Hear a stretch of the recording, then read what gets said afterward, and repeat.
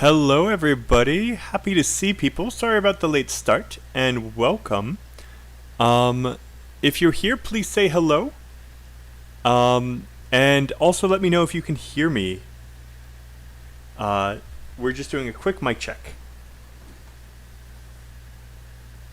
If you guys can hear me fine, then we can get right on to it.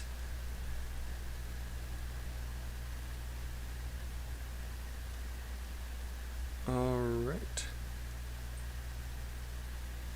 Hello, Chun, can you hear me?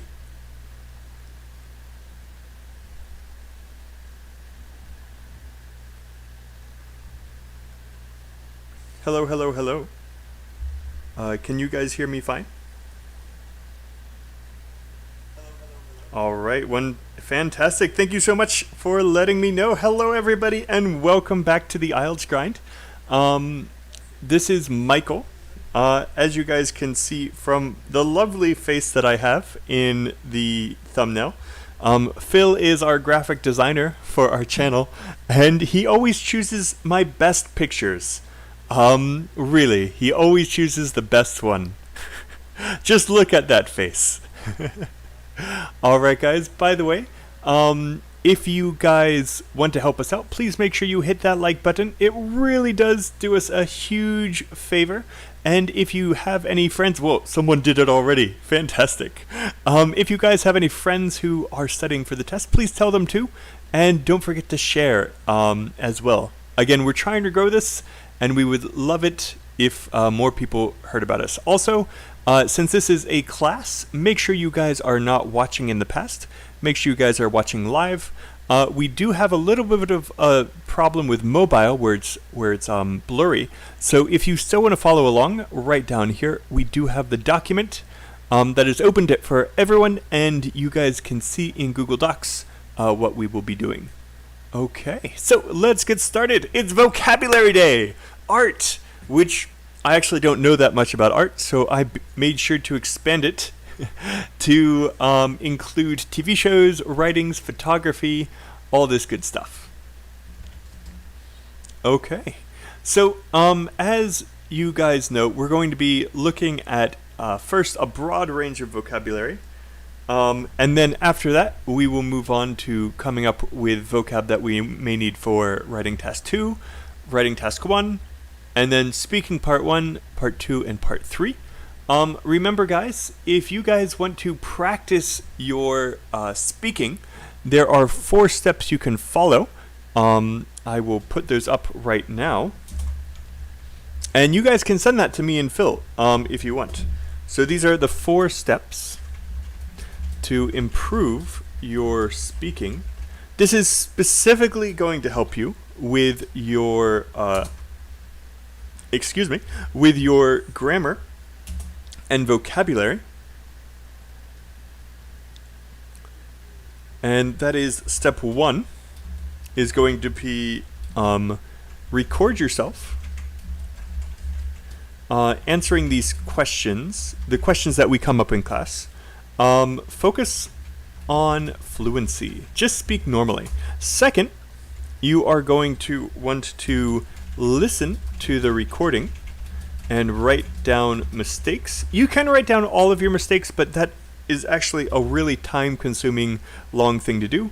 If you just want to focus on one type of mistake that you know you make, plurals, present perfect, past tense, just fix those mistakes. And then number 3 is record yourself again. So you answer the exact same questions with the same answers, but focus on grammatical accuracy and vocab. Then 4th, if you guys really want to know how to improve, you can write down everything or send the recording to me and Phil at corrections@theieltsgrind.com. Now, doing these things will help you out, especially steps 1 through 3. You will start to notice your mistakes. Yes. We are still working on the schedule Raghav. Thanks for pointing that out. And bye. Thanks for pointing out how fast I type. Yes, it is a special skill of mine. So you guys can do steps 1 through 3 on your own. You don't need me, you don't need Phil, you don't need a teacher. And this will help you improve your grammar and your vocab. But if you want a native speaker to tell you your mistakes and how you can say it better, make sure you send it to us. We will tell you exactly how you should be saying things. So without further ado, let's jump into a broad range of vocabulary. So I'm glad to see that there are already 11 people, and I want to thank you guys again for hitting the like button. Because you guys have been doing that. When we did our speaking live stream on Saturday, there were 21 people. Of course, half of them left after the first minute, but there were still 21 people. That's crazy. And it's all because you guys hit the like button and have been helping us get noticed in the YouTube algorithm. So thank you guys. So how many words per minute can I type? Oh, that's a good question. I'm assuming that it's something like probably 30 to 40 words a minute. I don't know. It's been a long time. I will go and play one of those typing games and let you know, Raghav, next time. All right, guys. So as you guys know, you guys have done this a bunch already. If you're new, welcome. Thank you for coming. What we're doing is we're putting down all the words that we know already about art, pictures, photography, writings, film, and TV shows. So, for example, if we are going to describe people in the film, what are some words that you guys know? Aram, thank you. We would love to accept money. We actually have a couple services. So if you guys go back and do one of the mock exams, we had a service where we would tell you the score of your speaking and your writing. So if you guys want to go back and do that, that's a great way to give us money and get us and get something out of it as well. And we are working on a Patreon, so thank you. That makes me super happy, Armin. Okay, so let's see what kind of words we can come up with to describe people in the field. So, just as a few examples, we have artists, we have photographers, we have writers, novelists, let's see, film writers, screenwriters, sorry. What else do we have? Painters? Metal workers? No, that's not the right word. What are some more? Directors? Choreographers. Ooh, I like that. Choreographer. By the way, if there's ever a word here that you would like explained, just let me know in chat. We also have ways to describe them. So creative, so a creative person, and as a sentence, I'm not a very creative person. It's true, I'm not a very creative person. Let's see, directors, I guess, yeah, those are people in the field. Sculptor, that's what I wanted to say. Thank you so much, Chang. And by the way, guys, the reason why we're doing this is so that when we learn new words, we can connect them to words we already know. In English teaching, we call that building schema, when you make a connection between a new word and an old word. Man, these are great. You guys were so fast. Do we have any other adjectives or ways to describe people in the field? So here's a really common one. A starving artist. Do you guys know what a starving artist is? It's a term we use to describe poor artists. So my brother is the epitome of a starving artist. And here's another sentence. Even though I wanted to study art, I didn't, because I knew I would have ended up being a starving artist. Is this true of anyone? Sentimental. Ooh, sympathetic. Would we use these to describe these people? Let's see. And Arma, thank you. Director we have already. Yes. Oh, I guess we could also say like the actors are people in the field. Yeah, actors. By the way, I do want to point out a common mistake, which is the difference between actor versus character. For some reason, especially with Chinese language speakers, there's often a really big confusion here. So Harry Potter is the character that is played by Daniel Radcliffe. By the way, I love Daniel Radcliffe. He's a great actor. I've watched a bunch of his stuff after Harry Potter. So Daniel Radcliffe is the actor. Okay. Celebrities, yeah, those are people. Oh yeah, that's describing someone. Okay. Yeah, celebrity. Yeah, celebrities are the people who made it. And when we say the people who made it,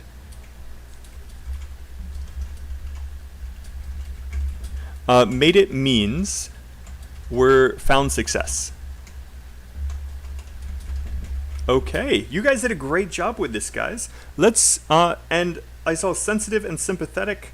Again, you can say, like, sensitive people are usually the people who become artists, but not all artists are sensitive. Yes. Okay, guys, let's move on to the next one. Describing a piece of art or media. This is where most students have the most trouble, is they don't have the vocabulary to describe something that they know. So if we look at a painting or a photograph,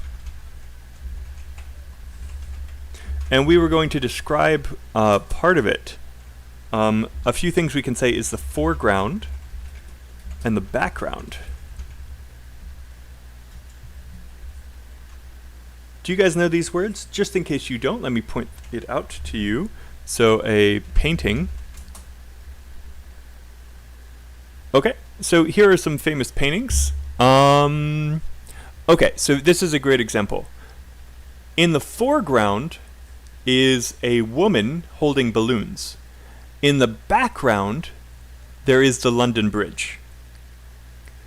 Whoa, this is so cool. That's crazy. Oh man, that's such a cool piece of art. Okay, so again, in the foreground, there's a woman holding balloons. In the background, there is London Bridge. And describing the different parts of the painting is a great way to add your vocabulary. All right. So can you guys tell me, what other words do you know to describe a piece of art or a piece of media?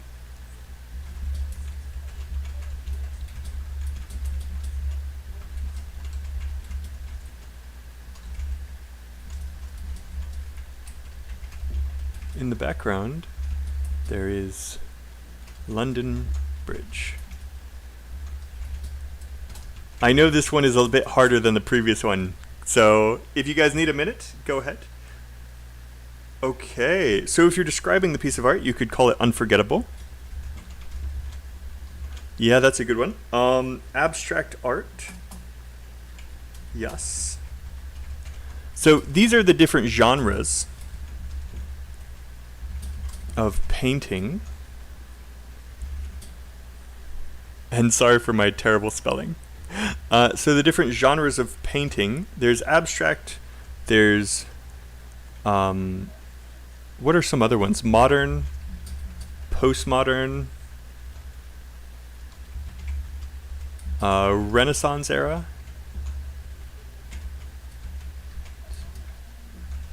And remember, guys, if there's ever words here that you want me to explain to you or to use it in a sentence, just let me know. These are supposed to be the words that you guys already know. A watercolor. There we go.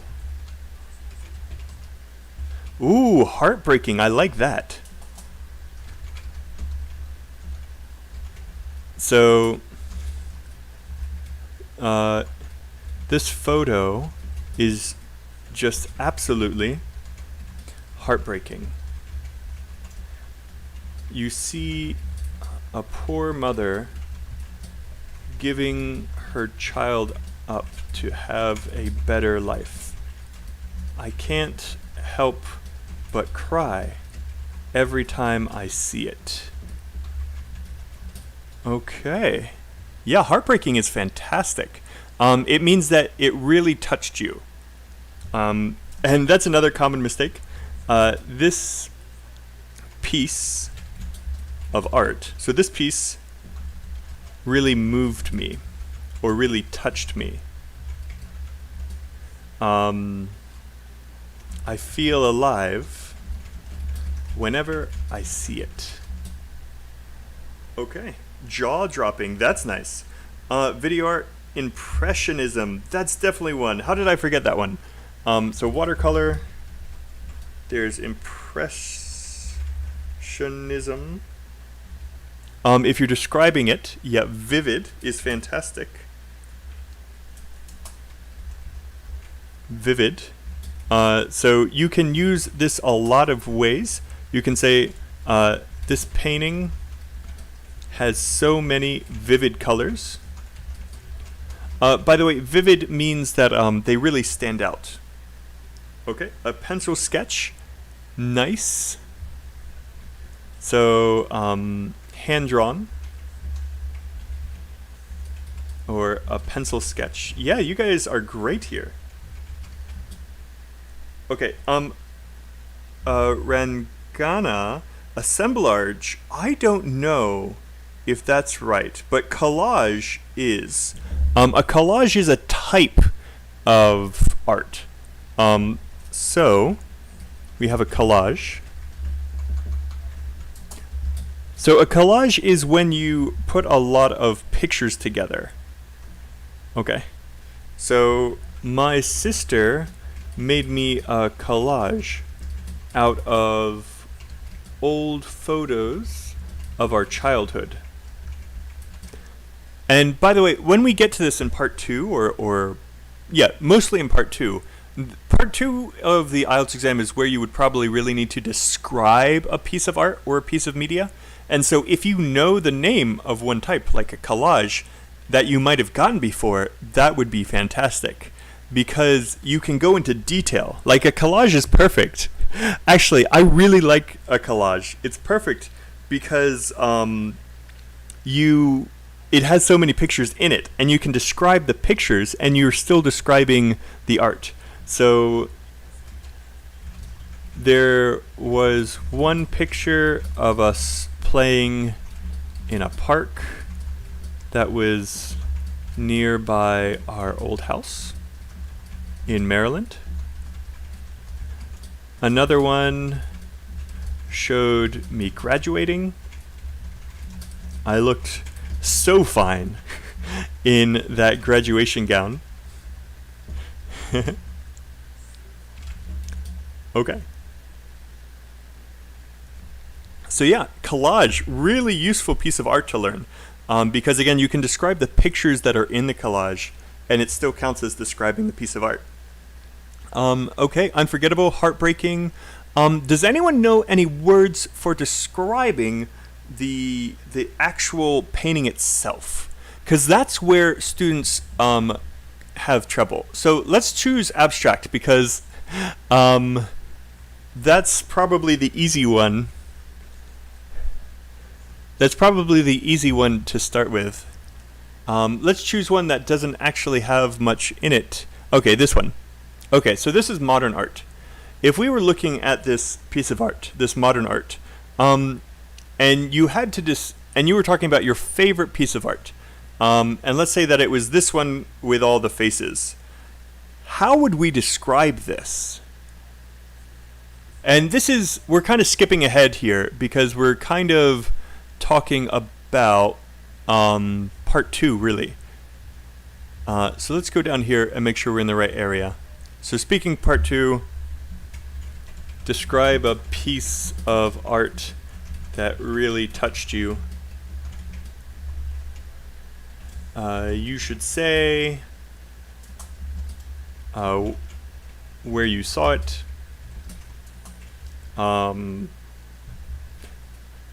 Let's see what it looked like. where you saw it, what it looked like, who you saw it with, and describe how you felt when you saw it. So many students, they can do where you saw it really easily. They can do who you saw it with really easily. They also usually have the vocabulary to kind of talk about how they felt. But students usually have a huge amount of trouble with what it looked like. So let's do a little bit of practice here. We're gonna look at this abstract painting, and I want you guys to tell me, describe this for me. Can you guys do that in chat? Describe this beautiful piece of art. I don't know if it's beautiful. I think it's kind of ugly, but it's simple to describe.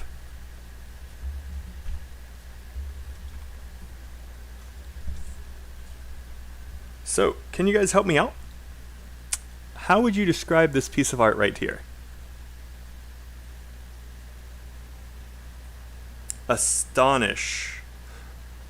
Okay, astonish is a verb. Can you tell me the adjective for me? Cheng, I know you got this. If we're going to describe this picture right here, and let me see if I can.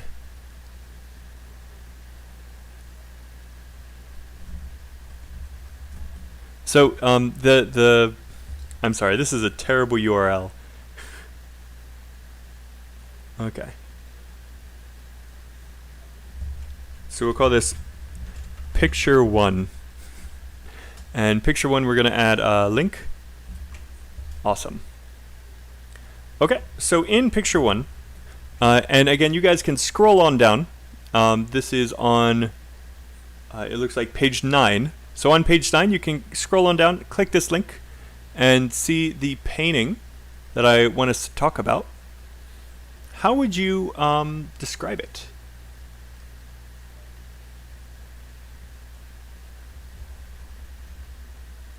Astonishing. There you go. That got it. Okay. So astonishing. Contemporary art. And again, you guys are doing great jobs with these. Great job with these words, but it would really help if you can show me that you know how to use it in a sentence. This is a piece of contemporary art. Okay. It's absolutely, I really like that modifier. It's absolutely astonishing. You can't help but be impressed by it when you see it. Okay, well, color mixed. Rangana, thank you so much for saying that. Let's see. Well colored mixed. How would we say that? And again, the picture's right here. If you want to look at it yourself. This is page 10. I copied it over. Remember, guys, you guys can always check the link right here if it's a little bit blurry. On mobile devices, on your phone, it's a little blurry, but on desktop, it's always very clear. Okay. So, let's see. Well, color mixed. It uses a lot of vivid colors that mix together well. Okay. It uses a lot of vivid colors that mix together well, which is true. What colors do you primarily see? Like, what color do you see the most? If you guys look at this picture, what color do you see the most? What color stands out? What's the first color you recognize, or the first color that catches your eye? Blue. I was going to say the same thing. Yeah. The blues really stand out. They really catch your eye. Okay. What about the shapes? What do you see in the picture?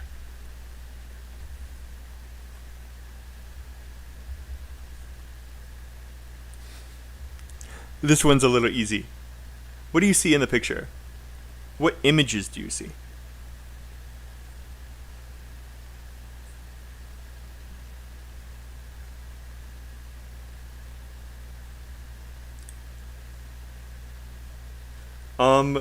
Chang, it makes you feel sad? Yeah, actually, that sentence by itself is perfectly fine. And Rangana, I would also say faces.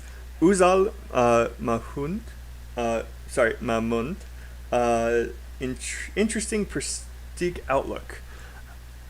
That, you know what, Uzal, that sounds right, but off the top of my head, I can't think of a sentence that I would use those words with.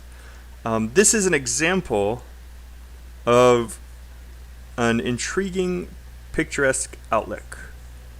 No, that sounds weird. It shows an interesting, picturesque outlook. Outlook is the word that's throwing me off. It's so picturesque.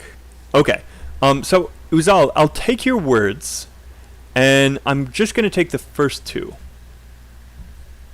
Because outlook, I'm having trouble thinking how I would use that in a sentence. So this picture is super intriguing and quite picturesque. Perfect. Okay. And I will be highlighting the collocations here so you guys know what words can go together. Remember, guys, when you guys are learning vocabulary, it's not only about learning the word, it's learning how to use it, and it's learning what words often go together. So quite picturesque is picturesque, great word. Just remember that it often goes with quite picturesque. Okay, and then let's go down and start describing the other things you guys have been saying, which has been fantastic. So this picture makes me feel sad. Hello, Van Tran, welcome. And it's bold and big. I didn't mean that. This picture makes me feel sad. We'll get back to how it makes you feel. I really liked the other thing, which was faces. This picture, this painting is made up of a lot of disjointed faces that overlap with each other. And then it has a lot of eyes that stare at me. It is filled with eyes that seem to be staring at me. Okay, I think that's a really good way to describe this. Let's go down here. This picture makes me feel sad. I think it's because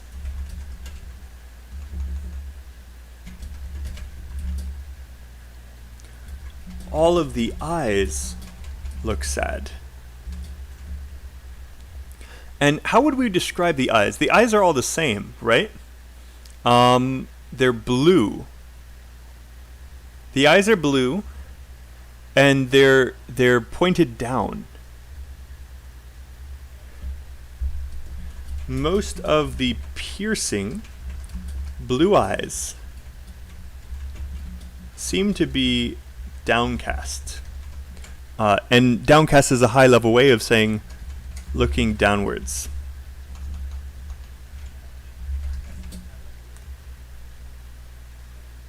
Okay, these are fantastic. Thank you for saying these words, and it looks like we did a great job describing this picture. I hope you guys see that you guys can talk about how you guys can say general statements, saying what kind of art it is. You guys can talk about the colors and how they really catch your eye and what stand out. The blues really stand out. And then learning words like this that can describe the whole picture as a whole, it's picturesque, it's intriguing. Most students know this stuff. But if you want to get that higher vocab score, you should also be thinking about it in terms of describing what's in the painting and describing how it makes you feel and why it makes you feel that way. So this second sentence, I hope, shows why it makes you feel sad. Because the eyes look sad. Okay, great. All right, guys, let's go back up. There are a few more categories that I do want to spend time on. So we described an art or piece of media. Heartbreaking, vivid, we talked about the genres. We kind of already did describing the components of one.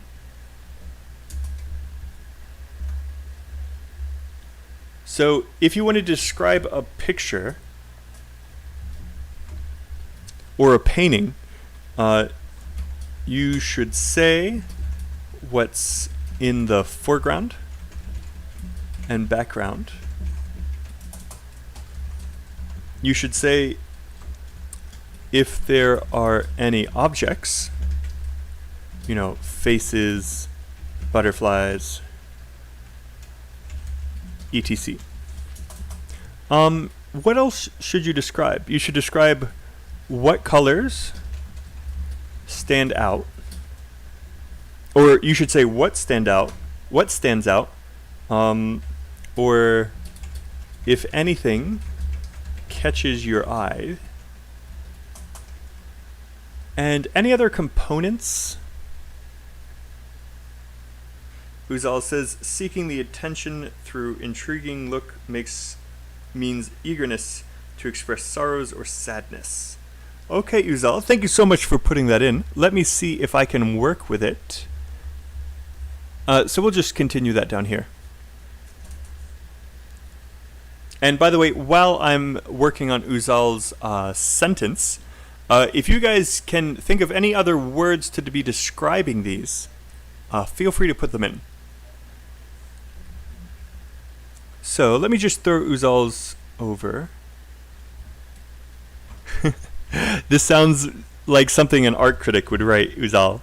And by the way, if you guys want to learn more vocabulary for describing art, I highly recommend that you guys read the art column in newspapers like bbc.com. Let me show you guys.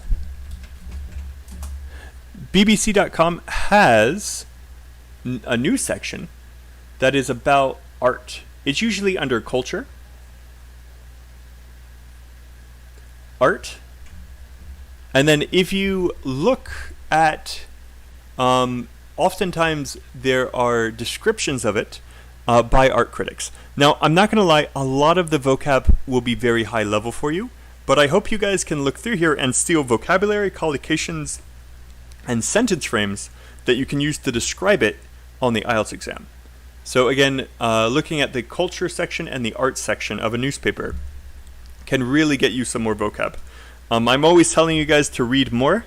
This is just more specifically one thing you can be reading. Read. Okay. Awesome.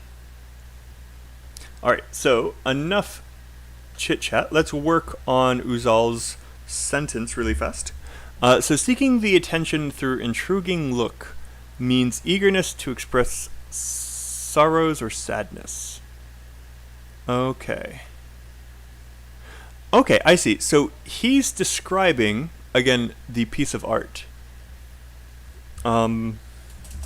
So I would add an object here. The face in this picture is seeking your attention through its intriguing look. Its eagerness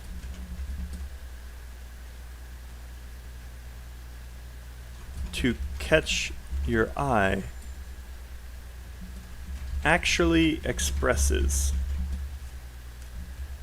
its sorrow or sadness. Okay. So Uzal, I'm not sure exactly if this is what you meant to say, but this is how I would say it looking at your sentence. Okay, and Van Tran says, I can never access BBC. That's weird. Hulu I can understand. A lot of different streaming services, they may not work in other countries. It really sucks. But BBC.com should be worldwide. If it's not, there are a lot of VPNs. And some VPNs are free. Get a VPN so that you can change your location and you can watch stuff in other countries. So this is what I would use if I couldn't use BBC, a VPN. And it also works with like Netflix. The thing is, if you use a VPN on Netflix, yes, you can watch the huge American Netflix catalog, but they usually don't have subtitles for your native language. So be careful about getting a VPN to watch more Netflix shows, because they may not have subtitles for your language. Okay. Yes. All right, guys. You guys are doing great. Let's keep moving. So let's go on to writing task 2.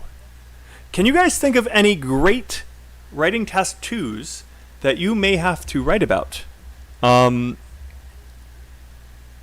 regarding to art? So I'll write down one that I know off the top of my head. Many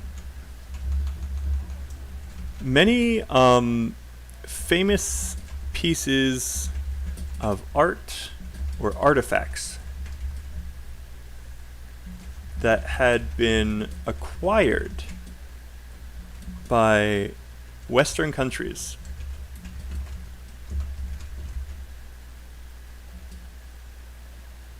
are seen as having been stolen.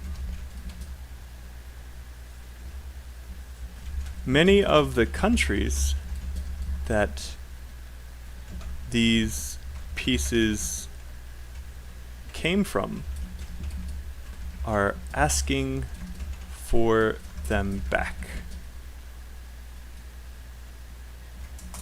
Okay. Do you think that these artifacts should be returned to their original country? Okay, so this is just one example of a part 2. This would obviously be an opinion essay. Can you guys think of any more questions that you may have to answer in task 2 of writing about art?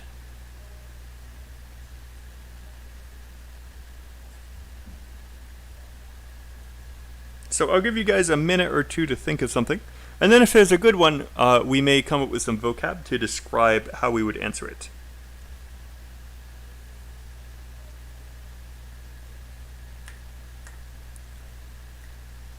So I know it takes some time to think or to come up with one, or to research one. Can you guys think of any interesting questions that you may have to answer?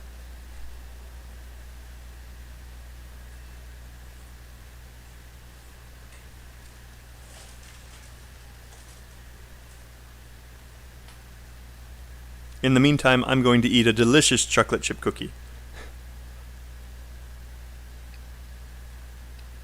Oh. Wow. These are great. Sorry, I mean your answers. The cookie is also great, but your answers are fantastic.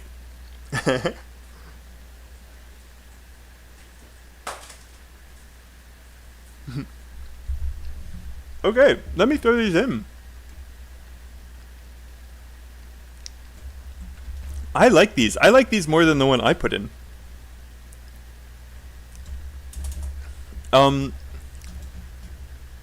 Let's see. Some people say that spending money on art by the government is a waste, whereas others think it's essential. What is your opinion? Okay. This could also be a 2 sides plus opinion essay very easily.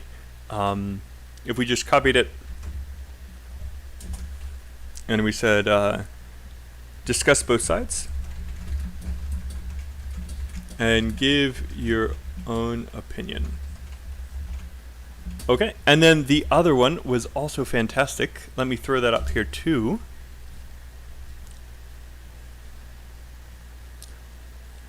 Oh no, bye, I'm sorry. That must be terrible. Okay. Okay, to what extent do you agree? Alright guys, these are great. So we have 4 here right now. We have my long-winded, complicated one. We have a second, a third, and a fourth one. Which one of these should we be looking at to come up with vocab to talk about? Which one looks best to you guys? And again, for anyone who's just joining, if the screen is blurry, feel free to click the link in the description and then just scroll on down. You can join the lovely platypus, axolotl, and manatee. What is an axolotl? Axolotl. I'm sorry, I've got to look this up. Axolotl. Oh my goodness. It's cute and ugly at the same time. Okay. So, and there's also a loris, which are also adorable. So let me add Chang's as well. That's an interesting one. I'm going to change the way you said it a little bit, Chang. Do you think art must be relevant? Okay. So I'm going to change the grammar a little bit here. Do you think art must be beautiful? Must be beautiful to be relevant? I'd like that. So some people think art must be beautiful to be relevant. And then just because of how they format it, to what extent do you agree? Okay, and you know, this actually kind of inspired me. I'm going to put one more in here.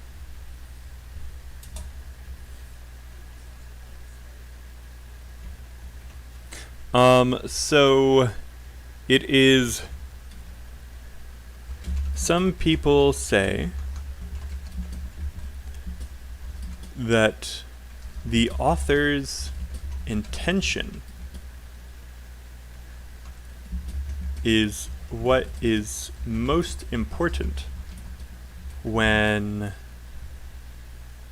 interpreting a piece of art. To what extent do you agree or disagree? Okay. And Van Tran says some people think that art, painting, music can be made by others, while other people believe it's only those with special abilities. Van Tran, that's an awesome one. Thank you for putting that up. Okay. And sport. I will talk about task 1 and how we can use, but only in the context of art. Okay, so but before we move on to task 1, these are great.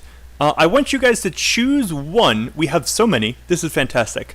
I want you guys to choose one of these topics for me to give you vocabulary to explain. Because again, a lot of students, they have trouble, like they know what the ideas are, they know what they want to say, but they don't know how to express it. So you guys in chat, please choose one of these task 2s, and we won't write a whole essay for it, but I will give you some vocabulary to help you describe your ideas and your thoughts. And sport, we will spend some time on task 1, and I can do a quick review of it for you if you'd like. Thanks for joining. Nice to meet you. Alright guys, so please choose one of these that you really want me to give you vocab so that I can teach you how to express your ideas, express your thoughts. Because that's why you guys are here, right? To learn the best way to say what you're thinking. Yeah, language.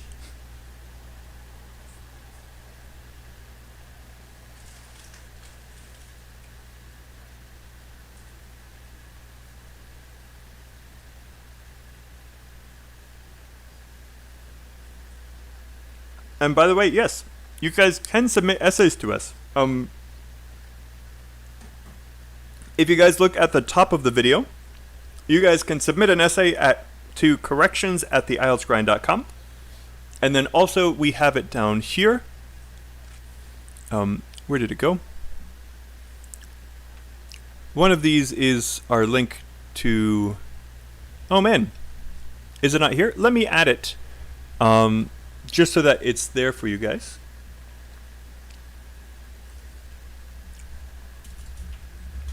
Send your essays to corrections@theieltsgrind.com. Okay. Nice. So,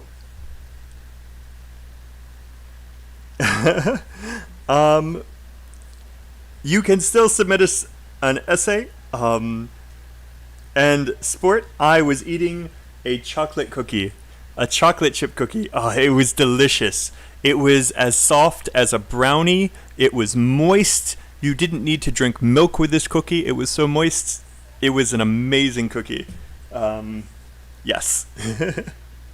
Okay, guys. It looks like you guys aren't too interested in taking one of these topics and expanding it. So we're going to move on to Art and Media for Writing Task 1. Now, this is pretty similar to this is pretty similar to describing a process. Sometimes you need to describe what you see in a picture to make sure you have enough words. This is specifically when you are doing a change over time using maps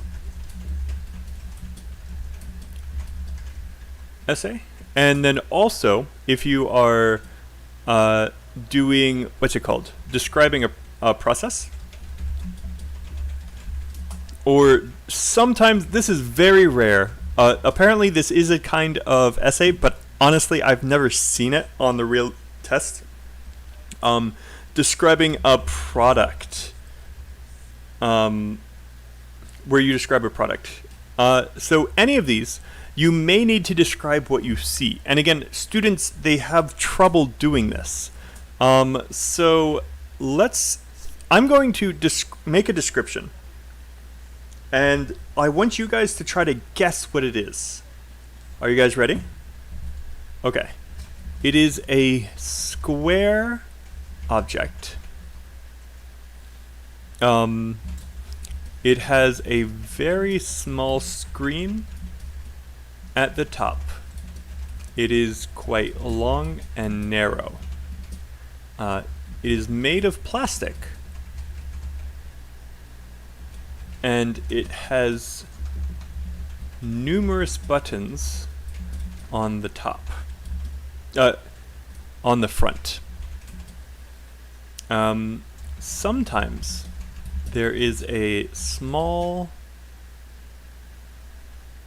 thin panel that works as a solar panel to provide power. Can you guys guess what this is? The buttons have numbers and symbols on them.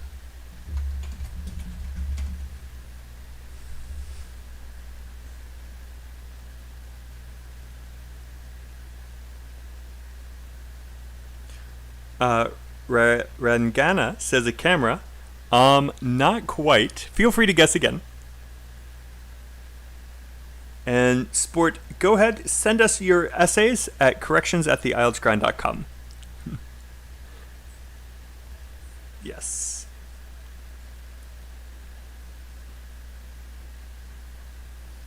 Anyone else? Ragana is my favorite one. Ooh! Uzal, you did it! It is a calculator! This is a calculator. I know, Chang, you were like, it must be a cell phone. Who uses a calculator anymore? Okay.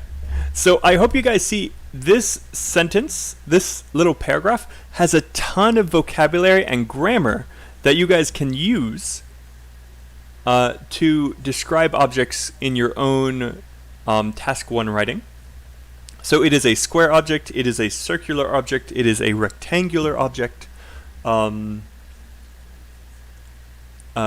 the top, saying where things are. You can say what it's made of. It is made of plastic. And it has numerous buttons on the front. Okay. So, I can't believe it tricked some people. I thought this was going to be the easy one. Okay. Van Tran, I see there's no more writing lesson. Let me talk to Phil about that. Because we are thinking, in August, we're cutting back the live streams because we're planning on launching a writing service at the end of August or the beginning of the month after August. What is that? August, September. Yep, September. There we go. So hopefully you guys will be able to get that. And it will help you out. Yes. Okay, I'm going to come up with another one, and if you guys want, feel free to write your own description here. I will take it, I will fix it to make sure that the grammar and vocab is okay, and then we can have people guess. So if you guys want to practice, write your own paragraph right here, and then put it in chat, and we will see if we can guess what it is. While you guys are doing your own, I'm going to do one more. Let's see. It is very thin and not particularly long. You store it with many others in a soft, round cushion. They are very sharp and have an eye at one end. They are used to repair clothes. Do you guys know what this is? So again, if you guys want to take some time and write your own, feel free. This is the time. And if you want to try to guess what this one is, give it a guess. Maybe some of you guys know, but it's a tool that many people don't use so much anymore. Can you guys guess what it is? It is very thin and not particularly long. You store it with many others in a soft round cushion. They are very sharp and have an eye at one end. They are used to repair clothes. The last sentence makes it really easy. Can you guys guess what this is?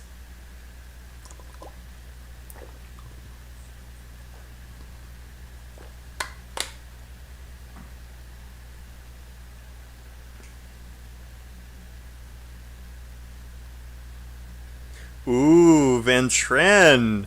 I like that you're putting your own up here. This is fantastic. I love it. And sports. No, how did you know? Sports, darn it. You spelled it wrong, but you totally nailed it.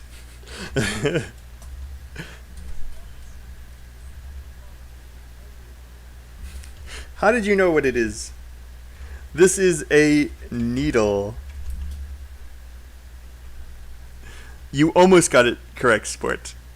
A needle and thread. So we use it for sewing.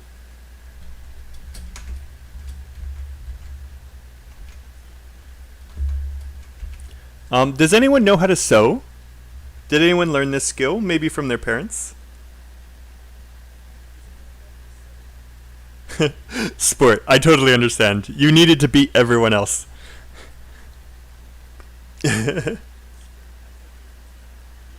And Van Tran's like, oh, I made it too easy. This object is circle, and it has numbers, and it wakes me up every day. This last part is perfect. The grammar in the last part is perfect, fantastic. Let me change the grammar a little bit for the first part. This is a circular object, or you could say a round object.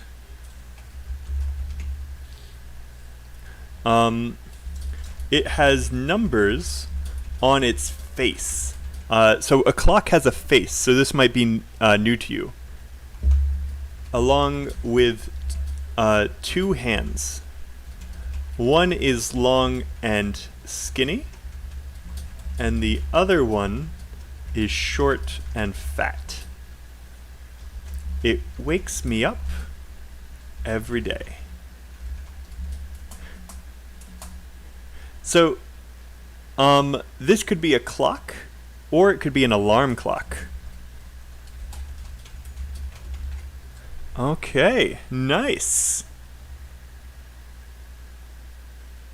Fantastic. All right, guys. This is really good.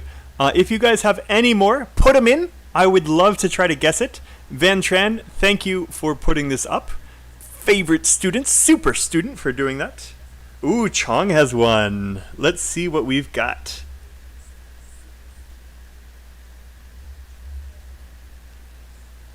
Okay.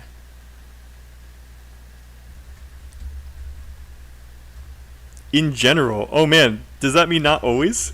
Okay, in general, it is a square object, and you can see through it. And you can see it through while you can't get through it. Okay, so let's change the grammar here. So it is typically, we'll use higher level. It is typically a square object that you can see through. However, you can't actually get through it. Sometimes birds can't tell the difference.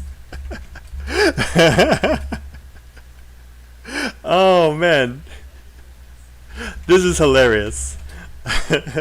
I know what this is. So Bai says, is it a window? Chang, is Bai right?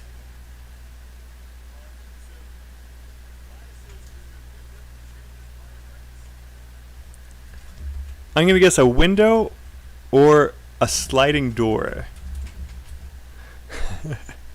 Sometimes birds can't tell the difference. This made me laugh out loud. This is hilarious. Oh, poor birds. Okay. All right, Uzal, fantastic. Let's see this one. It brings calmness. Okay. Oh, I was wrong. I was like a sliding door. You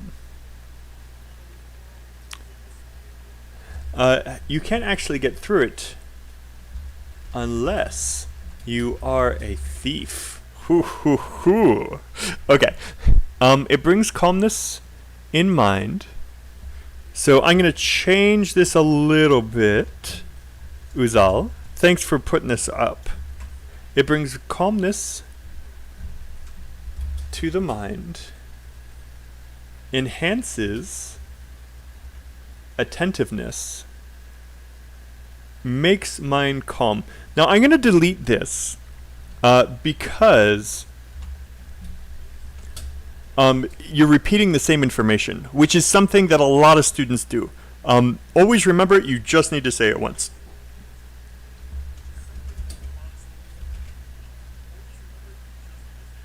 And Sports says, sir, can we move to task 1? This is task 1. This is us practicing specifically task 1 with regards to describing art and media that you may need to do. You may need to describe an object. You know what? I see what you're asking, Sport, and what I'm going to do is I'm going to tell you that we actually have a huge number of videos that are about every part of the IELTS exam. So if you're specifically asking about task 1, we have videos on how to do it. We have a really popular video recently. We have how to write a process diagram. This is a task 1 essay. We have how to write a static data IELTS task 1. And these are our live streams. But we also have a large number of regular videos where we talk about those things as well. So guys, don't worry, we'll get right back to the lesson. I just want to point out to Sport exactly what he should be doing. For example, what's the best IELTS task 1 writing paragraph? So this teaches you the structure of task 1 writing, and it's only 40 seconds. We also have many other videos that are longer with how to do task 1. Basically, if you just look through our video catalog, you will find videos that will help you out. So Sport, don't worry, we got you covered. But in this lesson right now, we are focusing on vocab for task 1. Okay. So for Uzal's, I'm going to make a guess. It brings calmness to the mind and enhances attentiveness. Is this drugs?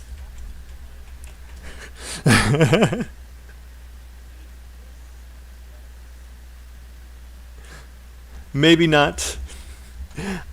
Meditation. Meditation. But meditation isn't an object.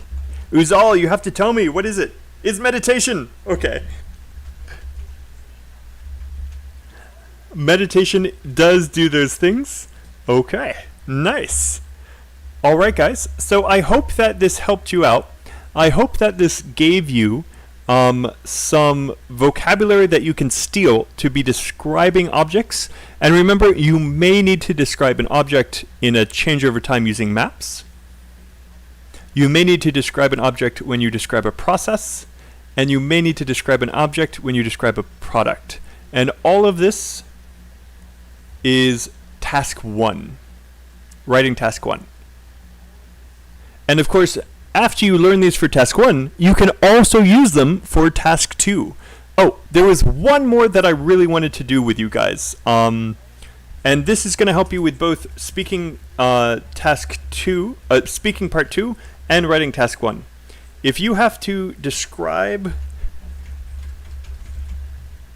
a photo from your Instagram, describe a photo from your Instagram. How would we do this? So obviously, this is a selfie. So my face is taking up most of the foreground. And behind me is a beautiful picture of the Grand Canyon. This picture was taken by me using a selfie stick.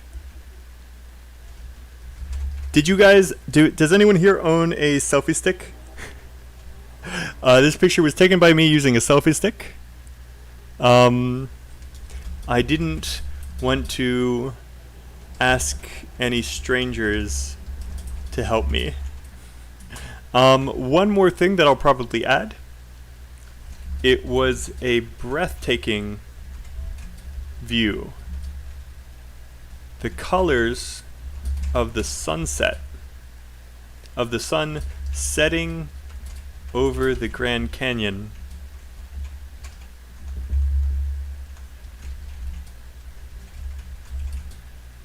were breathtaking.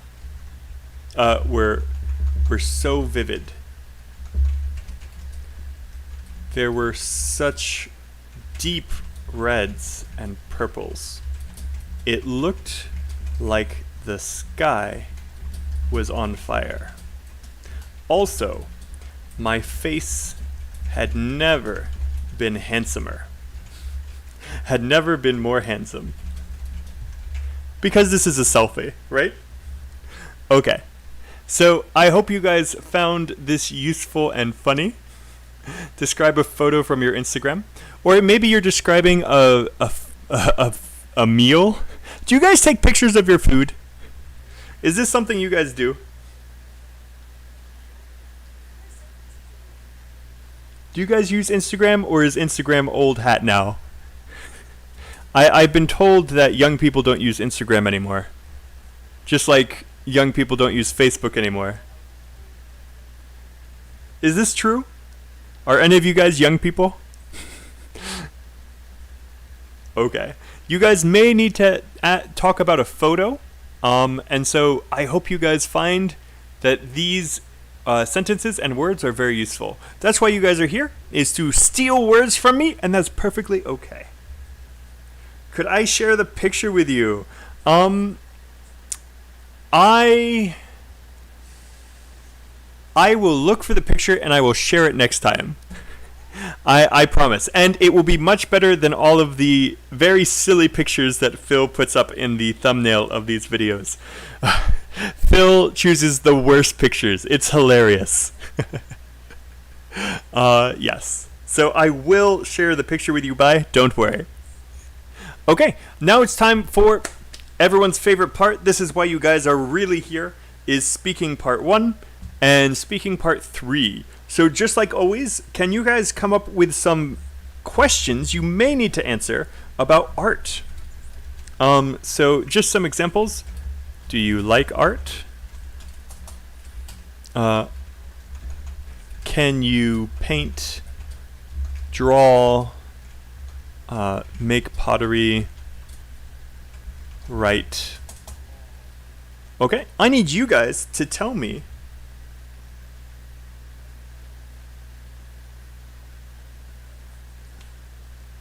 Oh, and it looks like Uzal has one more. So while you guys are coming up with questions for part 1, so right now please come up with speaking part 1 questions. Let's see if we can get Uzal's done as well.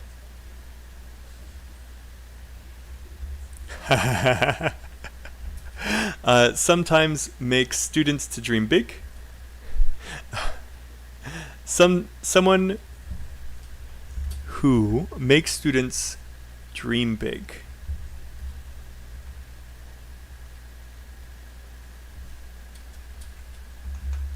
Who motivates, nice, us to do better. I'm really liking this one, Uzal, and encourages us to learn.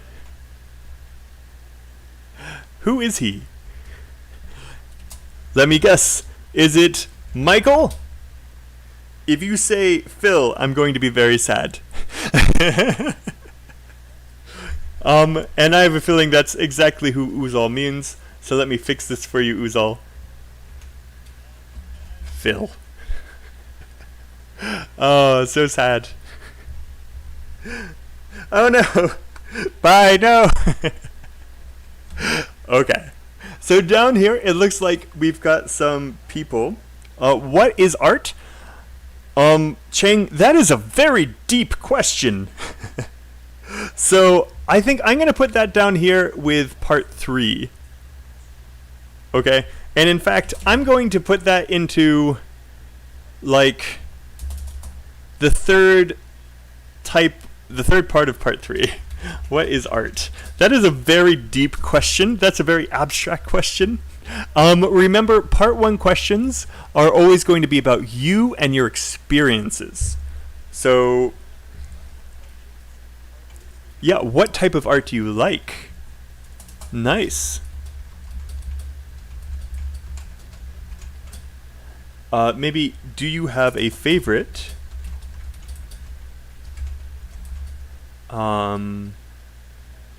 artist or writer or sculptor? Okay, let me think for a second, actually. I'm starting to remember, I think these questions, though, part one questions, are usually open-ended. What I mean by that is, like, they're what questions instead of do questions. So, do you have a favorite artist? Yes. Who is your favorite artist? Okay. What type of art do you like? Nice. Uzal, thank you. Thank you, Uzal. You make me feel so happy, unlike some people. Bye. Okay, what type of art do you like? Have you made any art that you are proud of? Have you ever given anyone a piece of art as a gift?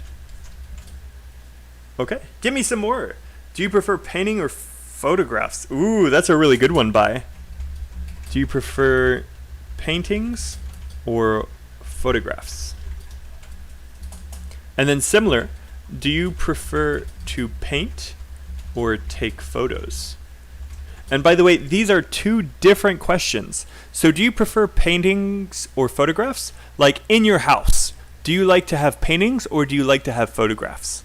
Do you prefer to paint or take photos? This means the action. Do you like to paint or do you like to take photos? All right. Can you guys give me some more?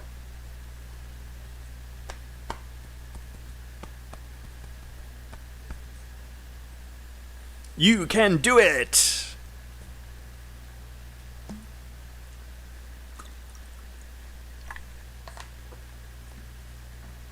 Ooh, Bai, you're on fire with these. How often do you visit art galleries or museums? Ooh, Lei Feng, welcome. Happy to see you. Do you think art classes are necessary? Similar to this is, did you ever take art in school? Nice. When was the last time you went to a art museum? Nice. Or exhibition? And are there any paintings at your home? Or maybe in your room? What kind of arts are popular in your country? That's a little bit tricky. That could be a part one question. I'm not going to lie. It could be a part one question. But I feel like it's more of a part three question. So I'm going to put it down here. What kind of art is popular in your country? By the way, Bai, I'm going to point out a grammar mistake that's really common. Art is uncountable. So that's why we say pieces of art.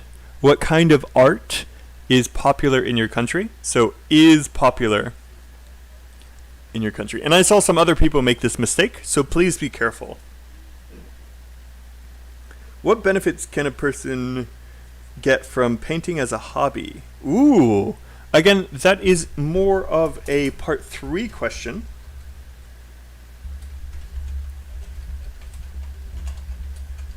From painting as a hobby. And then Uzal, it looks like we have just moved right on into part three. So, do you think art is declining? Yeah, do you think art is declining? Okay. Yeah, so if you guys have part three questions, we can do these two. We can come up with all the questions right now and then work on answering them afterwards. So do you think art is declining anymore?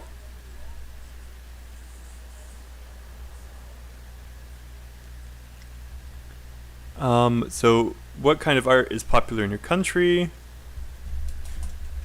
Do young and old people appreciate the same kind of art?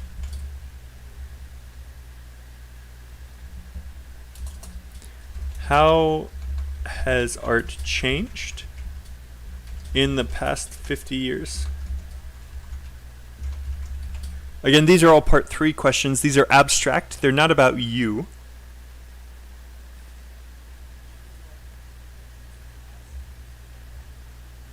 Any more, guys? These are fantastic, by the way.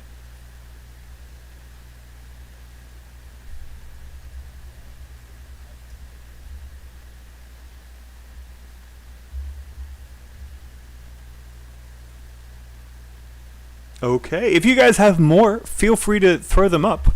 But let's move up here to the part 1. So speaking part 1. If you guys want, feel free to answer some of these questions right now. I'll fix your grammar and your vocab. And if you guys want me to answer any of these because you know that they're hard or difficult, just let me know and I will write them. And I see 2 more great ones that I'll put down here. But please let me know. Start answering these questions, part 1 or part 3. I'll fix them. And also tell me if there's any that you would like me to do. So Raghav, great.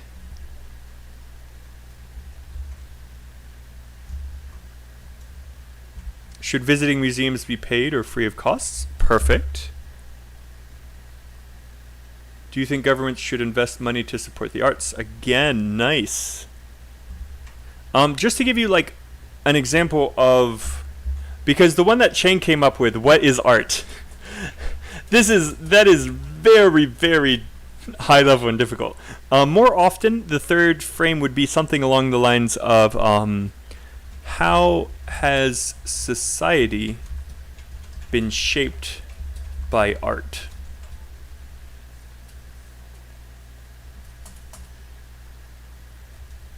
What is the connection between art and culture? Okay. All right, so now it's time for you guys to let me know which one of these you guys want to answer. So speaking part 3 or speaking part 1. And then which ones do you want me to answer? So feel free, take some time, answer any of these questions. Again, you guys can come and see the document right down here. We have so many videos. we basically have a video for anything any questions you have.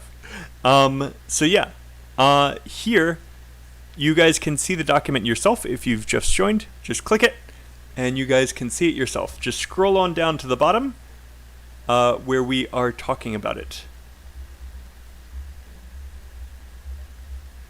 So again, speaking part 1, that's on page 12. Speaking part 3 is on page 17.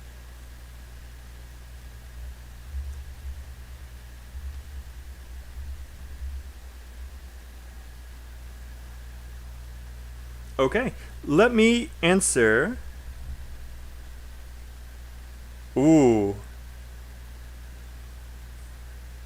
I like these. Van Tran, I'm gonna do yours. Let me put the last of these questions up because they're really good.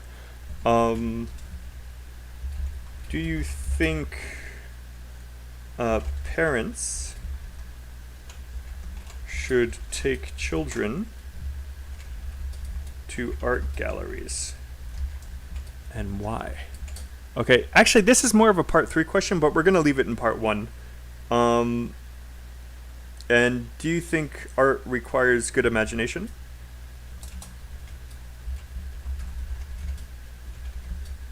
Requires a person to have a good imagination? Do you think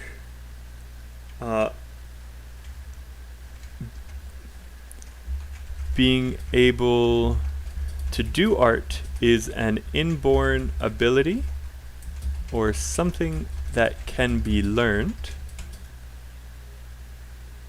And do you think parents should take children to art galleries? And I will answer your question.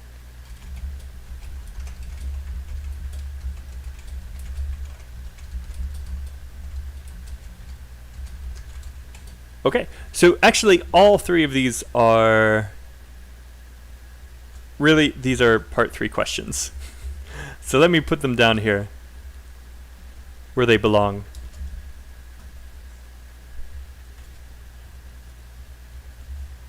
Okay. And then, sorry, I just thought of one more. When was the last time you visited an art gallery? Okay. Are you usually moved by art? Okay. Great. So let me answer Bai. Bai says, could you answer the question about necessity of art classes? Of course. Sorry, was that part 3 or part 1? Bai, I need you to remind me. There's just so many questions now. You guys are so crazy good at this now. You guys just give so many questions. I love it.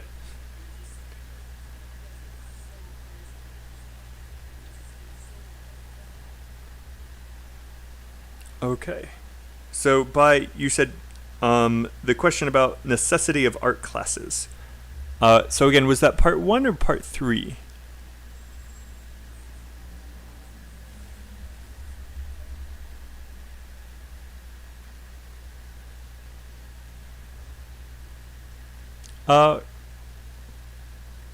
Okay.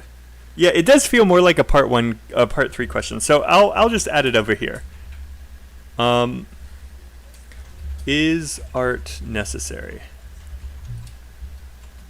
Okay. Let me give you a nice high level example answer. And again, if you guys want to write your own answers to any of these questions, feel free to just put them in chat now, and I will fix them for you or tell you that they are perfect. Yes. So is art necessary? This is probably a late part 3 question, actually. Absolutely. We need art both as individuals and as a society. As individuals, we often need art as a way to express ourselves when words fall short. We can write a poem or paint a picture to really show how we feel when we can't put it into words. As a society, our culture and our identity is often determined by our art.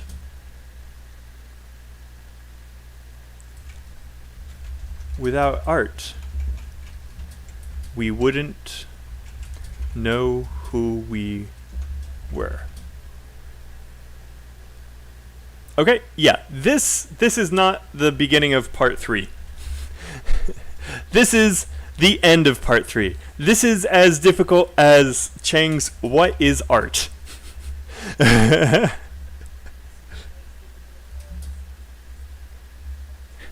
So let me move that to where it belongs. Okay. So again, you guys, this is YouTube, so feel free to go back and listen again. Feel free to take some time to look at the document and really go through this. There is a lot of really good stuff here. Absolutely is a great direct way to answer the question, is art necessary? Absolutely. It's absolutely necessary. We need art as both individuals and as a society. So I'm going to talk about 2 different things here. And then I talk about how we need it as individuals. When words fall short, beautiful, high-level thing to say. And by the way, this is what I talk about when me and Phil say sentence frames. These are high-level sentences that native speakers use, where if you understand how to use it and when to use it, you can really boost your score. because you know the context and the situation to use it. And it has the exact same meaning as when we can't put it into words. Okay, and show how we feel, of course, is another nice one. That's a little bit lower level. Okay. So, let's see some more. What do young people think about the traditional handicrafts of your country? Yeah, let's put that in. That's another part 3 question, but it's up here near the beginning. What do young people think about the traditional handicrafts in your country? So is this a question you want me to answer by, or is this just another question to put on the board? And Uzal, is meme or graffiti equivalent to art? Ooh, I like that one. That's kind of the thing that you would see in the second section of the part 3. So, are memes and or graffiti art? Nice. And how do you answer these impromptu? Raghav, that is a very good question. Honestly, part of the reason me and Phil are doing this is to give you guys practice so that you guys get used to expressing yourselves in English. There's a moment when you're learning a language, there is a specific time when things just click, okay? Before this moment, it's really hard to learn vocabulary, it's really hard to learn grammar, everything is difficult, you hate learning, you have to work really hard to understand everything. Then, one day, it clicks, and suddenly you have an ear for language, and you're able to think in the language fluently. The hard answer is, Uzal, is if you can get to that point, then all of this becomes a lot easier. The thing is, you get to that point when you're about a 7 or higher. So to answer it impromptu, if you just get more comfortable just talking about these types of topics, then you'll be able to do it on the test fairly easily. Another thing that I highly recommend you do is go through real past exam questions. So just as an example, we have here some books that we strongly recommend, like Cambridge IELTS 14. This is the real book. This is real IELTS questions. They have 15 books. Just get 1 or 2 of them, or find the pages in the books, find the PDF, whatever you want to do. And analyze the speaking questions, and you will notice that there are patterns. They will ask the same type of questions with different topics. Just to give you one example, and again, this comes from analyzing these questions, like from that book. Let me see if I can find one. Okay, this is a great example. Have you ever given anyone a piece of art as a gift? Looking at past exams in those purple books, this is a great question because they can recycle this in so many different ways. Have you ever given anyone a pencil as a gift? Have you ever given anyone socks as a gift? Have you ever given anyone perfume as a gift? Have you ever given anyone food as a gift? Or a pair of glasses, or shoes, or a clock? If you look at past exams, you'll start to notice that certain types of questions are used again and again. And then once you know that, you learn, hey, if I learn how to answer this question, then I'll be able to answer it for different situations. Okay, so let's look at Bai. Bai wants me to answer, what do young people think about traditional handicrafts in your country? Sure, I can do that one for you. Okay, that was part 3. And again, if you guys want to put your own answers up here, feel free to. This is a safe place. Of course you are going to make mistakes. That's why you're here. If you guys had perfect English, me and Phil would have no jobs. So feel free to put your own answers up here, guys. Okay, so young people really aren't interested in them except perhaps as souvenirs. These young people aren't taking it up as a hobby or as a profession like their grandparents might have done. They are just like tourists who are visiting from abroad. They see them in the night market and might purchase one, but they have no idea about its cultural history.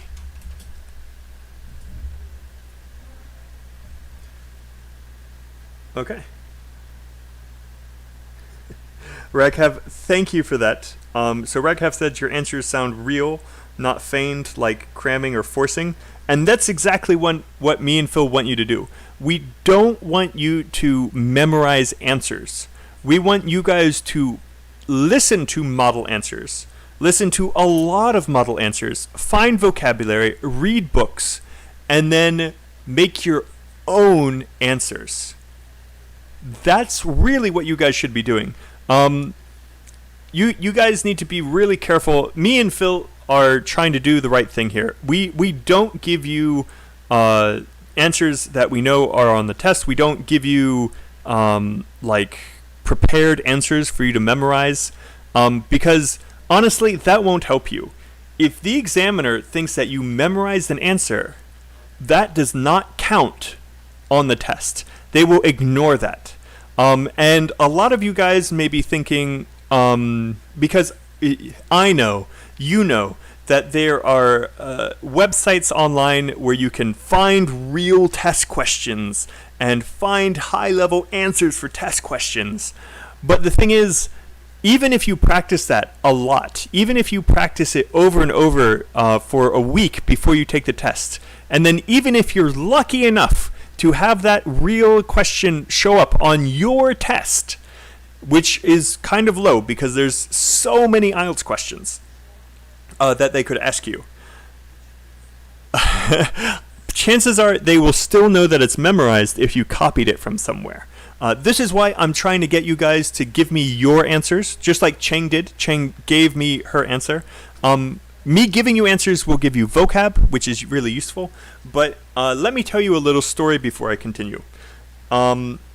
There was a friend of mine who helps with the IELTS exam, and he was telling me about a time when he was doing the test, and he was really confused because he asked a certain question. He said, tell me about a time, I forgot the exact words. It's basically, tell me a time when your parents lied to you or your parents didn't tell you the truth or something like that. And the first time he sat down, he had a student who came in, and the student said, my parents lied to me. My grandmother died, but they didn't want to tell me because I was taking the big test and they didn't want to worry me.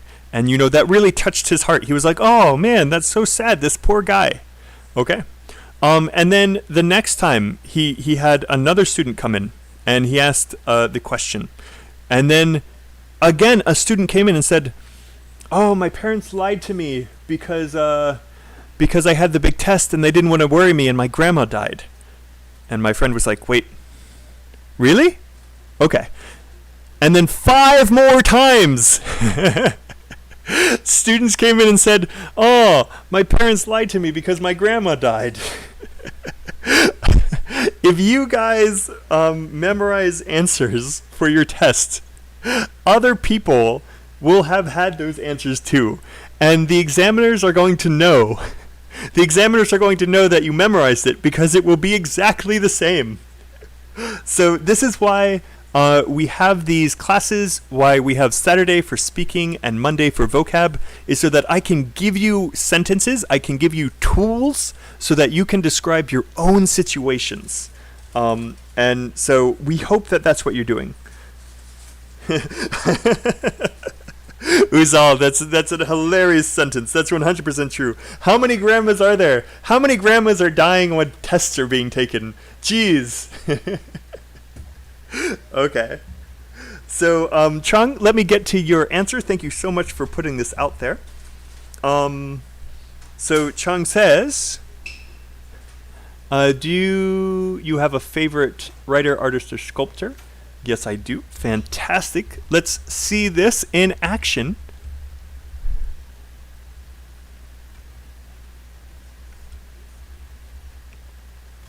Okay. So, yes, my favorite artist is Federico Fellini. He was a movie director. Is he dead? Be careful. If he's dead, was it okay? If he's alive, you should say is. The work, Lestrade, is the best movie I've ever seen. This is beautiful. This is really high-level grammar. Okay. In a part 1, this is perfect. In a part 2, you're going to need more details. But Cheng, fantastic for this part 1 question. Okay. So yes, you used it correctly.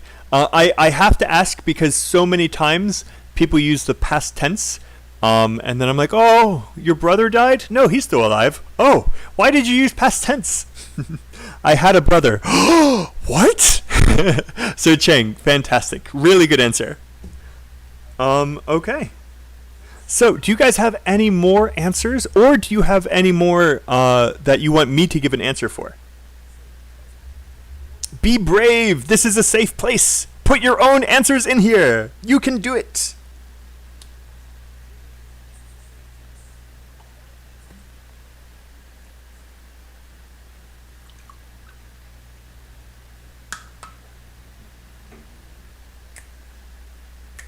And while you guys are thinking or writing, of course, I can answer another one if you guys would like.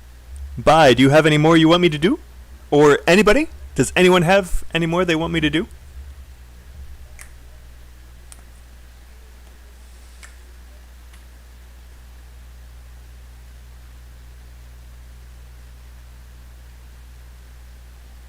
Okay.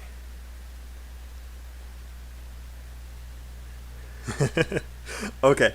Raghav, I'll get to you in 1 second. And Uzal. So Uzal has a really common complaint. My grammar, tenses, oh my goodness. If you guys go to the top of the chart, 4 steps for improving your speaking. This is specifically your grammar and your vocab. Follow these 3 steps. You don't have to do the 4th one. If you want to, you can send it to us, and me and Phil can do a video where we help correct it. But right here, record yourself just answering a question, just talking naturally. Listen to the recording and write down mistakes. Again, I recommend that you focus on one type of mistake. So, for example, if you have problems with past tense, write down all the past tense mistakes that you hear. The reason I say this is many students, they don't have grammar comprehension problems. They have fossilized errors. Fossilized errors are mistakes that you make because you practiced wrong. When you learned English, you practiced to say the wrong thing, and so you naturally say the wrong thing. But if I write down what you say and I put it on the board and I say, what's wrong with this sentence? You can fix it, which means you understand the grammar. You just say it wrong naturally. So step 2 is you writing down your mistakes. And then step 3 is you saying the same answers, but you're making sure you don't make the mistakes again. Steps 1, 2, and 3, this should take you about 20 minutes. If you do this every day, I promise your grammar and vocab will improve. Okay, and Raghav, answer my 3, sir. Not at least 1. Okay, Raghav, can you tell me exactly which one you're talking about?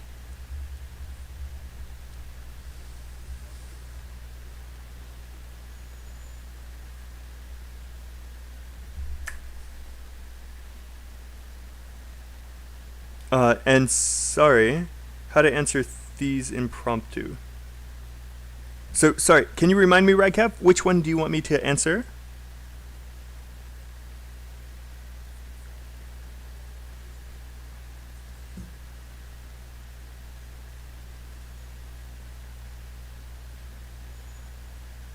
And while Raghav is thinking or getting back, if anyone else has any that they want me to answer, just let me know.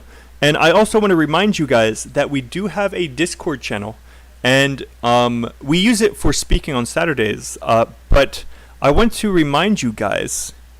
Oh, the link is missing. That's sad. Give me 1 second to get it up. But you guys can go and practice answering these questions with each other on Discord completely for free.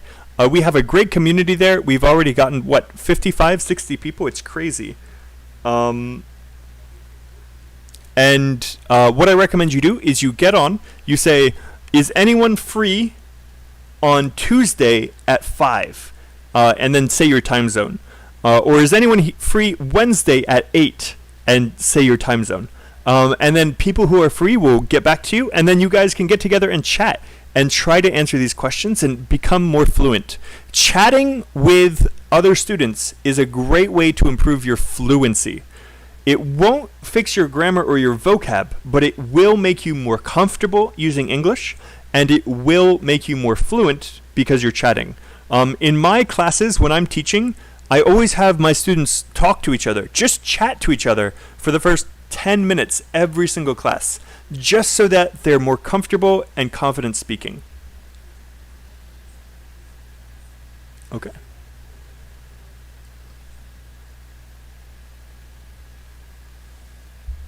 And sorry, let me just throw the Discord link up here. I don't know why it's not there already.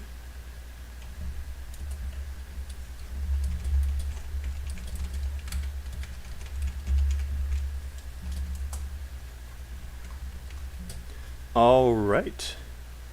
Now, let me answer Raghav's question. And Chang, awesome job putting yours in. Let me do Raghav's first. Do you think parents should take children to to art galleries? Yes, I can answer that one. Okay. I actually don't think parents should do this. I remember when I was young, when I was young, my parents taking me to an art gallery, and I hated it.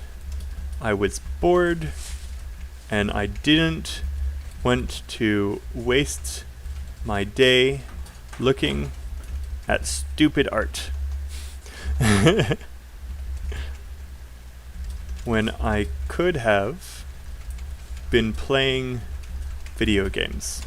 I think most children would be in the same boat. Therefore,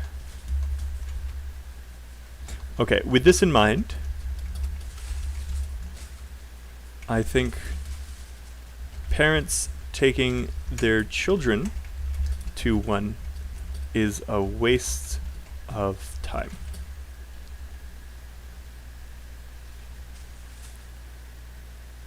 Yes.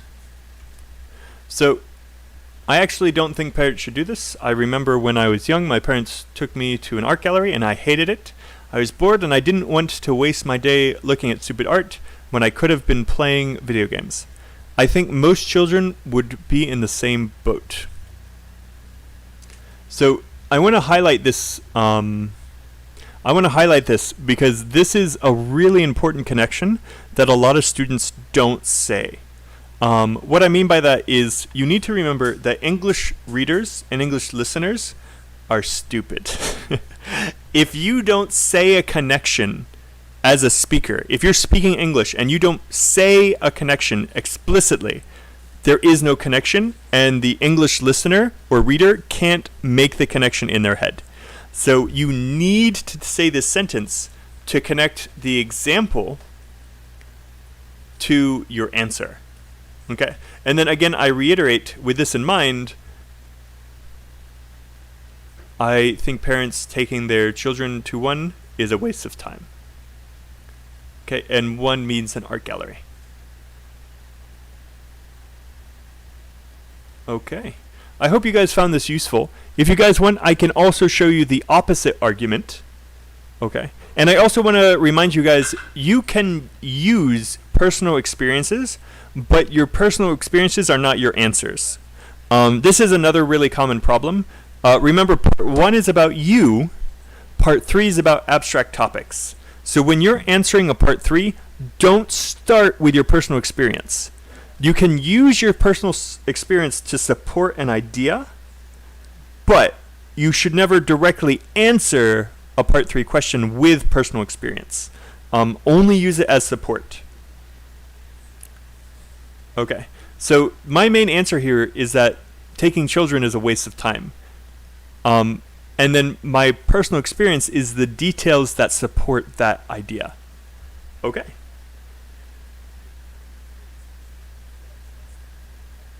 And Chang, you did, so Raghav, I hope that you found this useful. Again, if you want me to answer the opposite, I can, where I do think parents should take children to art galleries.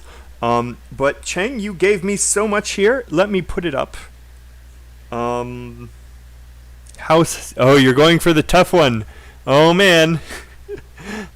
How has society been shaped by art? Let's take a look at Chang's answer.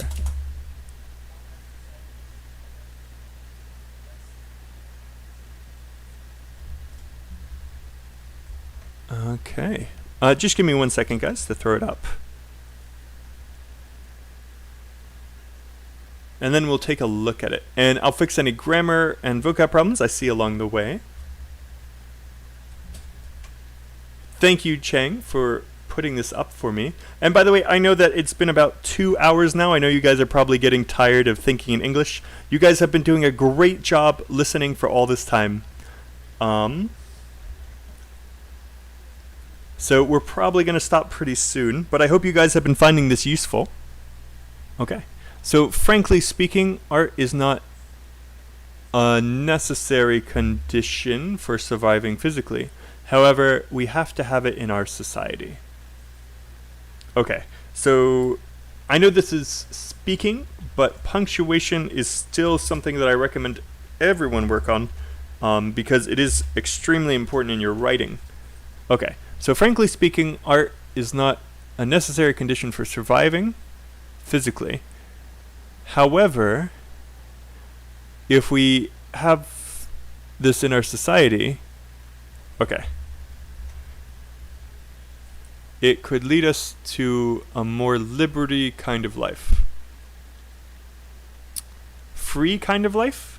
I think you mean free kind of life. Okay. For example, during this pandemic, my friends who work at the theater, the cinema, or museums, or a museum, are the ones who have lost their job, their way to survive. Okay. However, not until those 2 months did our media or government care about them. Somehow it is reasonable to accept the priority our government made. Public health is more important than artwork. Well, if we care about all the people in our society, it's hard to accept we should pay different weights of attention to different types of job. Arts can to proper bra. Proper bra. Okay. Chang, part of the problem is that this is a very high level question to be answering. Like, this is a question that's supposed to be given to someone who is an 8 or a 9. So looking at your answer, it doesn't exactly answer the question. So one thing...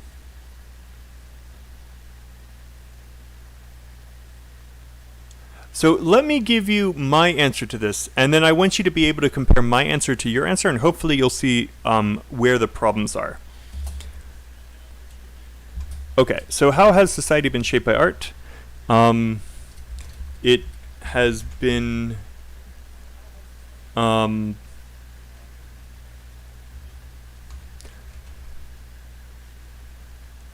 it has been drastically shaped by art.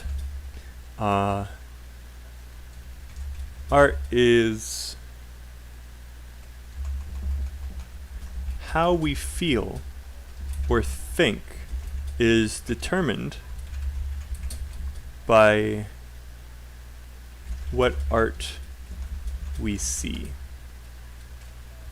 It is a little bit like propaganda.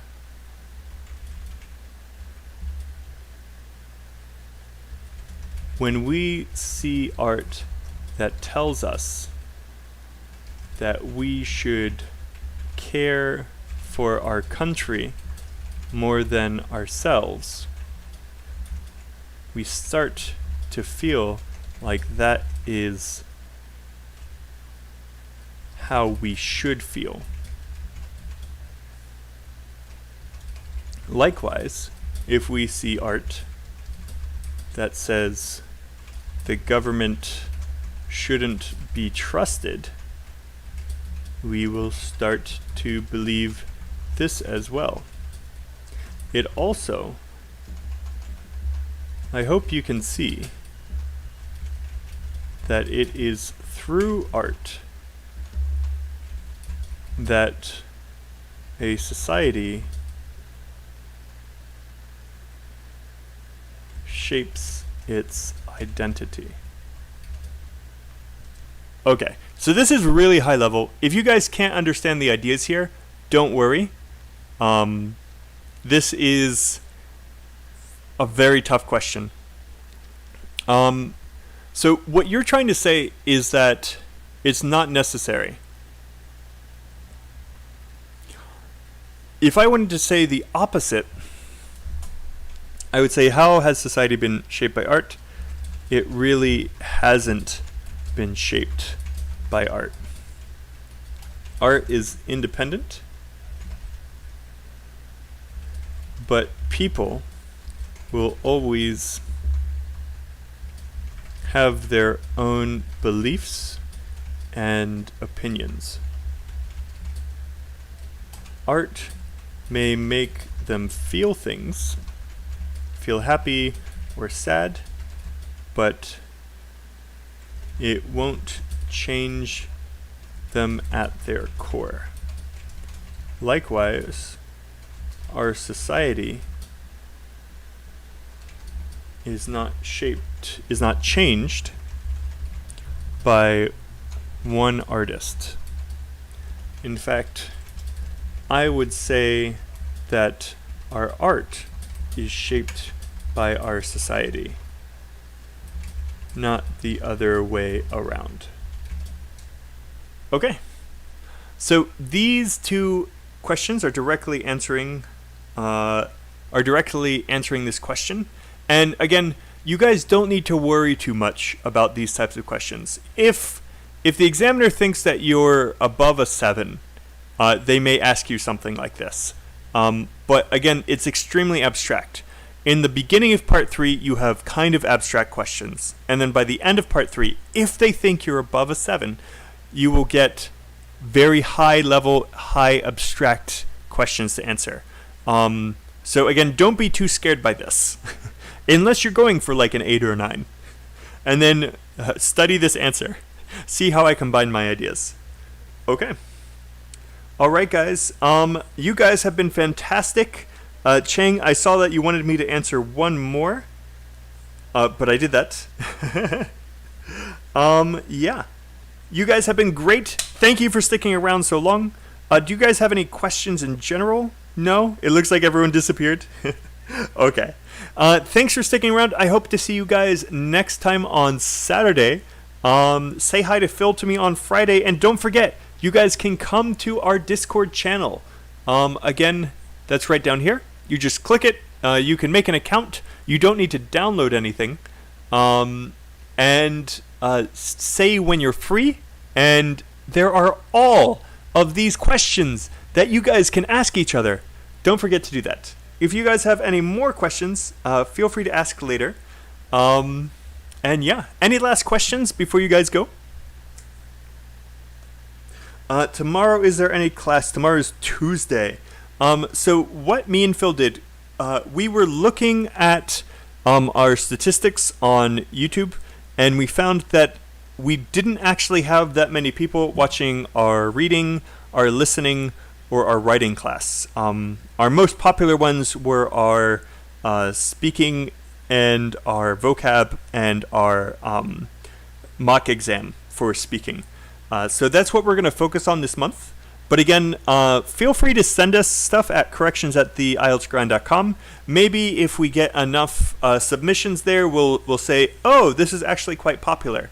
Don't forget, me and Phil are going to be working on a writing class this month. So hopefully at the end of the month, there will be one that you guys can sign up for. You guys have been awesome. Uzal, you're saying that you're having trouble using Discord? Okay.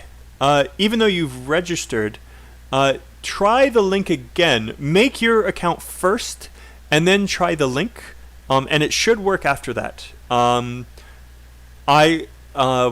If you can say hi, I can talk to you in Discord after this class is over.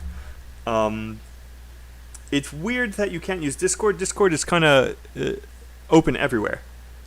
Okay. Unfortunately, I can't help you with too technical of a problem. I'm not very tech savvy. I'm sorry. Hopefully, if you send them a message explaining your problem, Discord help may be able to help you out with that. Okay. You guys have been great. Oh man, 8 people watching even at the end of the video. This is fantastic. Thank you so much for being here. I hope you found it useful. If you did, please like the video. Please leave a comment. And I will see you guys on Saturday. Whoa, it's going to be so weird being so long. Say hi to me on Discord. I'll pop in every once in a while this week to say hello. Maybe even chat a little bit. And say hi to Phil on Friday. Bye, everybody. You guys were fantastic.